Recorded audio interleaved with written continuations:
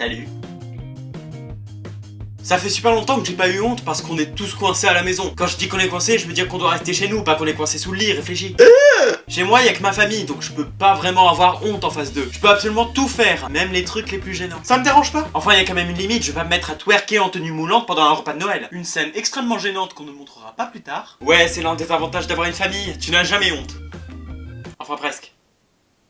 C'était une époque sombre. La honte, c'est un sentiment d'indignité, enfin d'après la définition. C'est vrai que quand tu as honte, tu peux te sentir un petit peu indigne. Mathieu, j'ai toujours voulu t'offrir ce cadeau que ma mère m'avait transmise, et sa mère avant elle, de génération en génération. C'est vrai?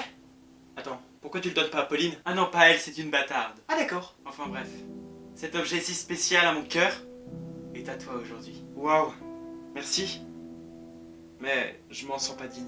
Quoi? Non mais attends, j'allais donner mon bouchon porte-bonheur à un con comme toi? Non mais je suis folle moi! Comment oses-tu refuser? Regarde-moi! Tu me dégoûtes! Mais la plupart du temps, quand tu as honte, c'est que t'as fait une connerie et que tu te chies dessus. Tu as fait une petite connerie ou un truc énorme, ça change rien. Tu veux juste disparaître. Comme les neurones des stars de télé-réalité. Tu veux pas affronter le regard jugeant des autres. Mais parfois, tu n'as pas le choix, tu dois assumer ta faute. Même si tu préférerais t'enfoncer un ananas dans le cul. Voilà.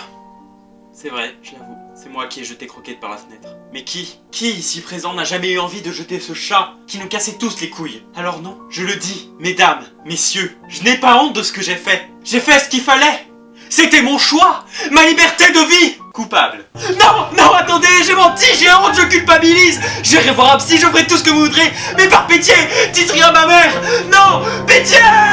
Il y a plein d'autres façons d'avoir honte. T'es pas obligé de faire la connerie du siècle pour transpirer et te chier dessus. Tu peux avoir honte à cause de ton style vestimentaire. Mais franchement, on en a rien à foutre de ce que les autres pensent. Si t'as envie de porter un sweat avec marqué j'ai des hémorroïdes, c'est ton choix. Moi, de manière personnelle, j'ai déjà eu honte parce que j'ai confondu des gens. Bon d'accord, dit comme ça paraît chelou, mais c'est vrai. Eh salut mon salaud!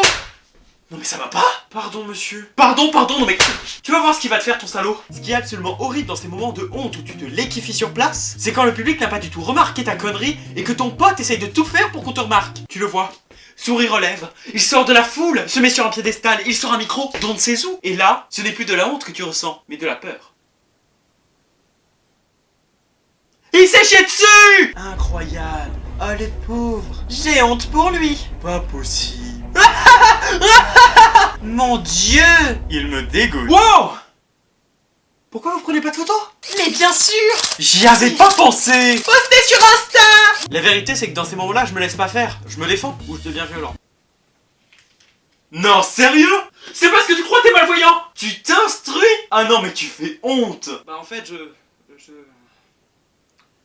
T'en parles à qui que ce soit, je te défonce façon Céline Dion, ok? Ose me défier sur ce terrain-là et je te jure, je montre à tout le monde les photos où tu embrasses un jardin, ok?